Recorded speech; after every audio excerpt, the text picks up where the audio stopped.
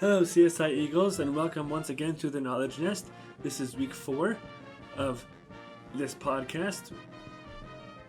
This week is the book club, which again we are going to be discussing Mexican Gothic by Silvia Moreno Garcia.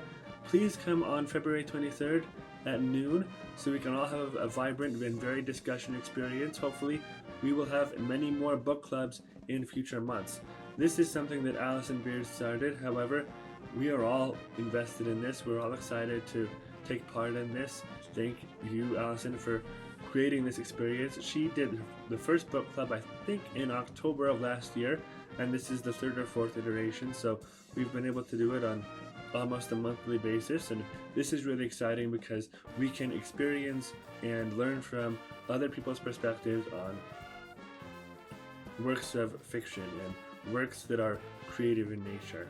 A lot of times people, especially in academic libraries, people think of these types of libraries as kind of stodgy, not very exciting places, but we have a lot of recreational resources that you can use, including these fiction books.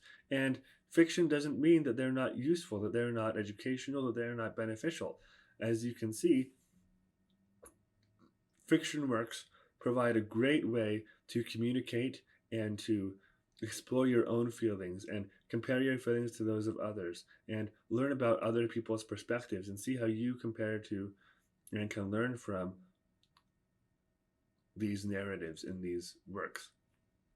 So that's one way that libraries may diverge from your preconceptions of what a library should be. But also, libraries differ a lot in format and in content in other ways than fiction from what people consider. For example, when we talk about libraries, again, especially academic libraries, and the materials that are found in them, most people think of physical books. Shelves of books of different styles and genres have been the predominant materials contained in a library. To be fair, there have been many physical items. Those were the first items contained in libraries, mostly books, sometimes letters, documents, business transactions, etc. But in the late 20th century, format, media, type, and container of information began to vary widely. There were audio cassettes, there were books on tape, books on CD, CDs, DVDs, even VHSs, Betamax tapes, formats and containers were more than just books. As technology developed, so did the containers and the tools used to access them in the library. And so when the digital age progressed, this was expanded. When the first expansion of library materials occurred, magazines, videos, music recordings, portrayals, and even original and duplicated artwork were added to the library. But the digital age expanded this even further. These added materials had digital counterparts. Books were supplemented with ebooks and audiobooks. CDs and audio cassettes were joined by MP3s and WAV files. Artwork was supplemented by digital representations of that artwork, so people didn't have to come to a library or a museum to view the actual work. They could view a digitization of that item on their computer originally, and now we have these things on phones, on watches, on tablets. There are many different ways, both within and without the library, that you can access items digitally or surrogate items digitally that are accurate representations of the works which they represent or the items which they represent. So let's look at some of the digital materials we have in our holdings or that we have subscribed to. CSI Library has obtained access to multiple varied services and databases of items that students and faculty can utilize in their research and in their daily lives. For instance, last time when we talked with Ross Sempek, after that we discussed the ebooks that are available in the library's holdings and that we have subscribed to. EBSCO Host and many other services were discussed. In a similar way, we have access to many online magazines and e-journals and essentially online serials of various types that we have subscribed to. There are 3 sections of the library page on online magazines and e-journals.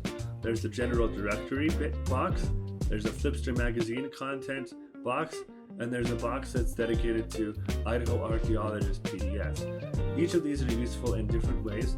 No one is probably going to want to use all of these, maybe you will, for the same purpose, but we have varied resources for all types of patrons.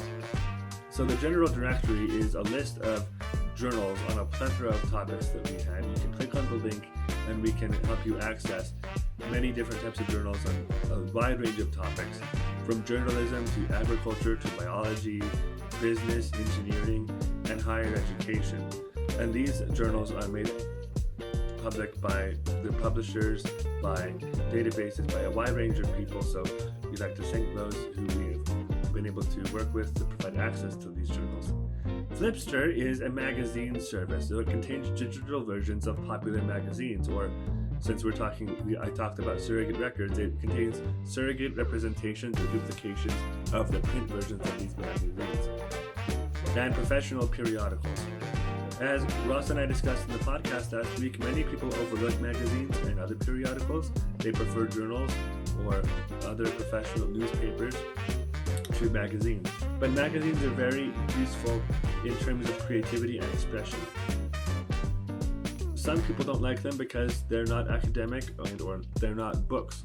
But magazines serve as a way for massive amounts of creative effort to be displayed and disseminated in a medium that is different than many other formats.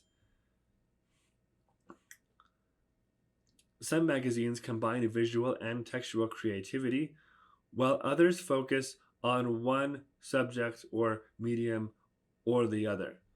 Others discuss popular trends in certain fields or have particular audiences. Whatever the purpose or the content of the magazine, it is present online for readers to enjoy it. So take advantage of the access that the CSI library has provided to massive amounts of popular knowledge and advice. These aren't academic resources, but they are very helpful in learning how the world sees certain topics and how one's field is perceived. Idaho Archaeologist is another digital item that we have access to. Not current, but we do have several issues of it. Idaho Archaeologist is a semi-annual periodical published by Boise State University on behalf of the Idaho Archaeological Society. We subscribed to it for a while, but we have not been a subscriber since 2020. But the Idaho Archaeologist publishes peer-reviewed articles and shorter contributions concerning the archaeology of Idaho and those areas of adjacent states and provinces, including the Columbia Drainage and the Great Basin. So it combines, geology, anthropology to provide an academic look at Idaho's archaeological history. So when we've talked about digital periodicals, magazines, e-journals, I'm sure you've been asking, where are the newspapers on all of this? Do you have access to digital newspapers? We do not have many newspapers here, but we do have several Idaho newspaper publications from Idaho and Oregon in our special collections. And these publications range from the 1942 to the 1970s. So there you have our periodicals of various types, mostly digital, but we also have physical newspaper collections. So please use these collections. If you have any questions regarding these, ask Ross or David or Alec, who we also referenced in our interview, Ross and I, last week. Or feel free to reach out to me and we can help you find what magazines and e-journals you're looking for. But there are, again, a wide range of items on our LibGuides page regarding online magazines and e-journals. So please take advantage of these. And again, please reach out to us if you have any questions. This is Reed Hepler with The Knowledge Nest.